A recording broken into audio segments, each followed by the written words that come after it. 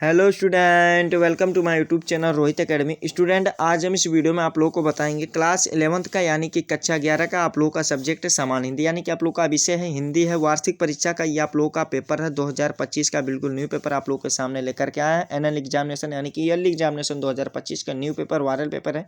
आप लोग का पेपर का जो कोड है एक आ सकते हैं, ठीक है। आप लोग का इसका संपूर्ण हल के साथ एक एक क्वेश्चन का आंसर बताएंगे ना, आप लोग को समझाएंगे। आप लोग ये पेपर सभी के एग्जाम के लिए इंपॉर्टेंट है, सभी को स्कूल कॉलेज में सभी डिस्ट्रिक्ट में यहीं से पूछा जाएगा। आप लोगों को उसको अच्छे तरीके से जरूर तैयार करते चलिएगा। चलिए बिना देरी को शुरू करते हैं।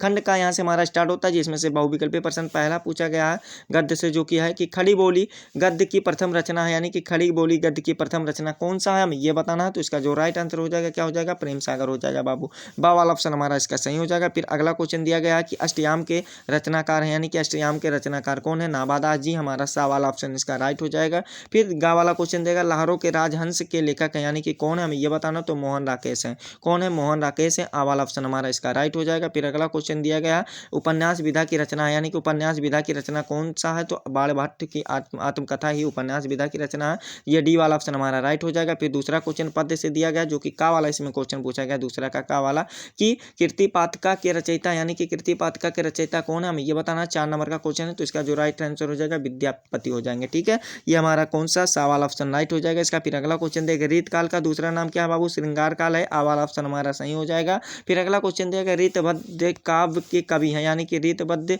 काव्य के कवि कौन है, भिखारी दास जी हैं। कौन है, भिखारी दास जी हैं। सा वाला ऑप्शन हमारा राइट हो जाएगा। फिर अगला क्वेश्चन दिया गया कि किस कवि को राष्ट्र कवि के सम्मान प्राप्त हुआ था। तो मैथिली शरण गुप्त जी को प्राप्त हुआ था। हमारा ये वाला बा वाला ऑप्शन सही हो जाएगा। फिर अगला क्वेश्चन तीसरा का वाला दिया गया है कि लाल लाल रंग के गोलाकार संकेत होता है, यानी कि कैसा संकेत होता है, हमें ये बताना। तो इसका जो राइट आंसर हो जाएगा चेतावनी देने का संकेत होता है, ठीक है। फिर अगला क्वेश्चन दिया गया यातायात संकेतों में कितनी श्रेणियों को प्रदर्शित करता है, 3 श्रेणियों को प्रदर्शित करता है। ये हमारा बावल ऑप्शन राइट हो जाएगा। इस प्रकार से आप लोग का 10 MCQ पूछा गया था, जो कि आप लोग का 10 नंबर बाबू कंप्लीट होगा। आगे भी आप लोग अच्छे तरीके से कंप्लीट कर लीजिएगा। देखिए क्या दिया गया कि यह समय ऐसा है कि उन्नति का हो रहा है, यानी कि भारतवर्ष की उन्नति कैसे हो सकती है, जो कि भारतेंद्र हरिश्चंद्र जी द्वारा ये लिखा गया है। तो इस गद्यांश को आप लोग अच्छे तरीके से बाबू तैयार कर लीजिएगा।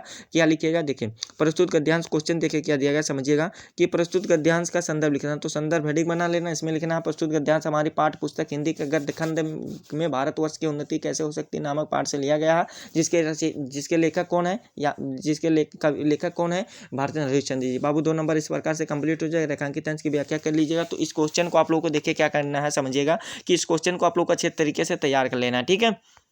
आप लोग को बुक में टिक कर लेना है, या आप लोग इसको नोट कर लीजिएगा। और आप लोग को इसमें अथवा करके भी दिया जाएगा। अगर आप लोग का वाला नहीं करना चाहते हैं तो खा वाला भी कर लीजिएगा। क्वेश्चन को बताना हमारा काम है और तैयार करना आप लोग का है।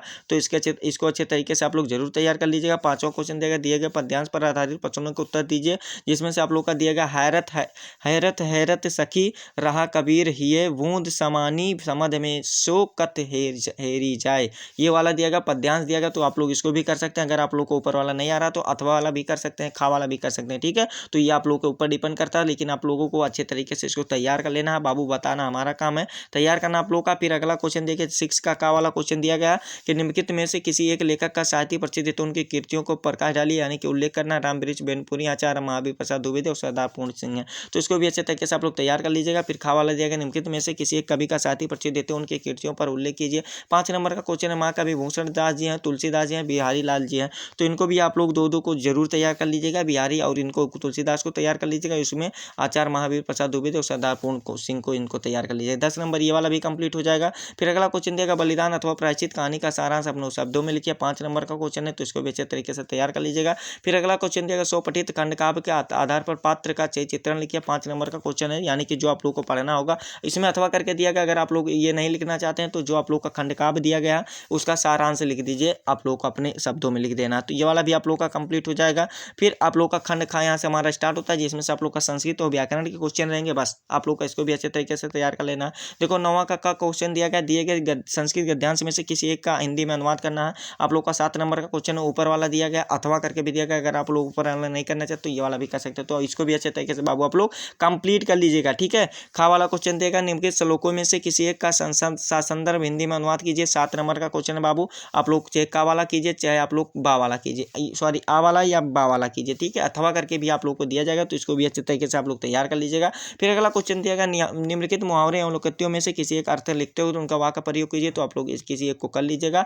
ये वाला भी कंप्लीट हो जाएगा। फिर यहाँ पर आप लोगों का ये दिया गया, नदीस का संधि विच्छेद होता है, तो नदीस का संधि विच्छेद क्या हो जाएगा हमें ये बताना, तो इसका जो राइट आंसर हो जाएगा नद प्लस ईच हो जाएगा। आ वाला ऑप्शन हमारा राइट हो जाएगा। फिर अगला क्वेश्चन दिया गया कि नाभिक का संधि विच्छेद होता है, तो नौविक हो जाएगा, ये हमारा सही हो जाएगा। फिर अगला क्वेश्चन दिया गया, अनर्थ का संधि विच्छेद होगा, इसका क्या हो जाएगा, अन प्लस थर हो जाएगा, यानी कि व्यर्थ हो जाएगा, हमारी यही राइट आंसर हो जाएगा। फिर अगला क्वेश्चन दिया गया, दिए हुए विभक्तियों और वचनों के अनुसार बताना रज्ञ का कौन सा वचन है, हमें यह बताना, तो पंचमी विभक्ति कौन सा वचन है, एक द्विवचन है, ठीक है। फिर ये वाला देखिए क्या दिया गया। फिर अगला क्वेश्चन दिया गया, आत्माना कौन सा वचन है, तो इसका जो राइट आंसर हो जाएगा बाबू ये लगभग होगा द्वितीय विभक्ति बहुवचन हो जाएगा, ठीक है। फिर अगला क्वेश्चन दिया गया, इसमें शब्दों का अर्थ चुन करके बताना। सूत दिया गया और सूत दिया गया, तो एक सूत का मतलब होता है पुत्र होता है, एक का मतलब सारथी होता है, तो ये वाला ऑप्शन राइट हो जाएगा। फिर अगला क्वेश्चन तरोड़ी दिया गया, तरोड़ी दिया गया, तो एक का मतलब क्या होता है, ये वाला भी अच्छे तरीके से आप लोग तैयार कर लीजिएगा स्वयं से ना बाबू, ये वाला आप लोग। फिर अगला क्वेश्चन है अघर का अर्थ बताना, अघर का हमें ये अर्थ बताना, तो ये वाला भी आप लोग, अधर का मतलब होता है ओट होता है, ठीक है, ये हमारा सा वाला ऑप्शन राइट हो जाएगा। फिर अगला क्वेश्चन है पद कहते हैं, यानी कि पद किसे कहते हैं हमें ये बताना, तो इन सभी को कहते हैं, चंद के चरणों को भी कहते हैं, स्थान को भी कहते हैं, गीत को भी कहते हैं, तो ये डी वाला ऑप्शन ला कर देंगे, यही डी वाला ऑप्शन राइट है। फिर अगला क्वेश्चन दिया गया कि वन में लगने वाली आग को क्या कहते हैं, हमें ये बताना, तो इसका जो राइट आंसर हो जाएगा वनाग कहते हैं, क्या कहते हैं, इसका जो राइट आंसर हो जाएगा अग्निय कहते हैं, ये डी वाला ऑप्शन हमारा राइट टिक कर देंगे। फिर पृथ्वी के संबंधित को क्या कहते हैं, पृथ्वी को संबंधित को क्या कहते हैं, पार्थिव कहते हैं, कौन सा हमारा सही हो जाएगा बाबू, आ वाला ऑप्शन राइट हो जाएगा, तो ये वाला कंप्लीट हो जाएगा। फिर इसको शुद्ध शब्द को स्टार्ट करके लिखना था, 2 नंबर का क्वेश्चन दिएगा, तो ये वाला भी अच्छे तरीके से आप लोग तैयार कर लीजिएगा। फिर यहाँ पर व्याकरण के क्वेश्चन दिएगा, हास्य अथवा वीर रस के परिभाषा देते उनको उदाहरण दीजिए, तो इसको भी अच्छे तरीके से आप लोग तैयार कर लीजिएगा। अनुप्रास अथवा यमक अलंकार को परिभाषा देते हुए उदाहरण दीजिए, 2 नंबर का क्वेश्चन है, इसको भी अच्छे तरीके से आप लोग तैयार कर लीजिएगा। दोहा छंद अथवा चौपाई छंद का लक्षण है उदाहरण दीजिए, आप लोग का 2 नंबर ये वाला क्वेश्चन है, तो इसको भी अच्छे तरीके से बाबू आप लोग तैयार कर लीजिएगा।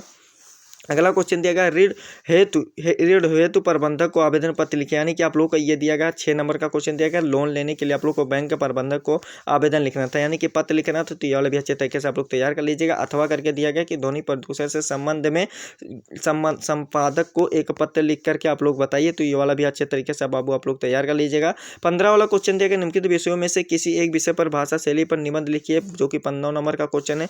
दूर संचार में क्रांति दिया गया, स्वच्छ भारत का अभियान दिया गया, पर्यावरण प्रदूषण दिया गया, मेरा कभी दिया गया है। फिर आगे क्या दिया गया, भ्रष्टाचार उन्मूलन एक बड़ी समस्या, इस पर भी आप लोग अच्छे तरीके से तैयार कर लीजिएगा। 9 नंबर ये आप लोग का फिक्स हो जाएगा, यानी कि कंप्लीट हो जाएगा, ठीक है।